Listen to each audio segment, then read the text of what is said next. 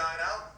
Well, get ready to shell out as restaurant faces food supply price spikes. My next guest says those rising costs, they are getting passed on to customers. John Horn owns Anna Maria Oyster Bar in Florida and has been dealing with this firsthand. John, thanks for joining us.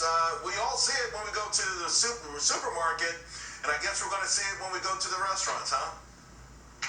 We're going to have to, and you just accept it when you go to the supermarket because you just feel everything's going up. But it's, the elasticity in restaurants is tough, but we're going to have to raise our prices as well because our prices to us are just becoming higher and higher. We're seeing our commodities going up. We're seeing a lot of outages as well. We can't get some supplies. So there are going to be some changes, and it's going to be tough for everybody.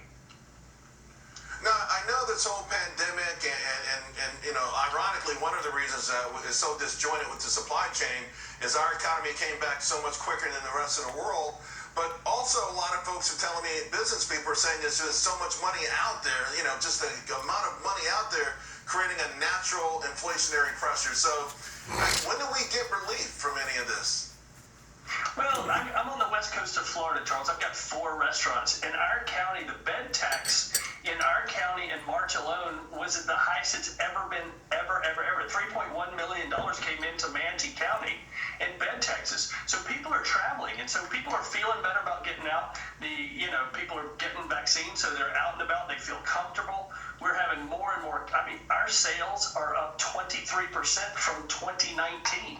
So people are coming out, but the businesses, the processors, beef, chicken, all of those processors didn't catch up, and they've had trouble bringing people back to processed beef, to processed chicken. So the demand and supply, it's Econ 101, isn't it? I do believe, the supply and demand. The demand is increasing, and the supply is not there for us. And of course, Florida. Let's be realistic.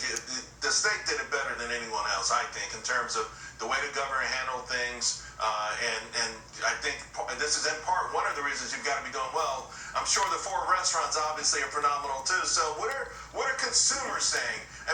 This sticker shock. Listen, I come down there. I go to John Horn's Oyster Bar because I know it's great. Then I see this bill. What are people saying? Well, I'm a reasonable restaurant. I've got great value for dollar, but I've got a grouper sandwich for $28. I've got king crab legs for $49.99, and my cover average is $20 a head. So, when they come in and see Alaskan king crab legs at $49.99, it just blows them away. You come to Florida, you want fresh grouper, and then the cost. I've never seen the commodities as expensive as they are right now. So I had a friend in the restaurant. He told me the other day. He said, when this pandemic ended, we were worried about people who came in the front door. He said, I'm now worried about what's coming in the back door. I don't have employees, and I don't have stock. I don't have food coming in. I'm out of stock on this. The supply chain's been tough. And I know all the broadliners, we're great partners with U.S. Foods. They're working hard at it, but they're getting shorted. So everybody's trying to ramp back up, and it's hard to do right now. It certainly is. It's an unusual crisis, but sounds like you're doing okay. We appreciate you taking the time, and good luck with everything. Thanks so much, John. Thanks, Charles. I appreciate you having me. Apple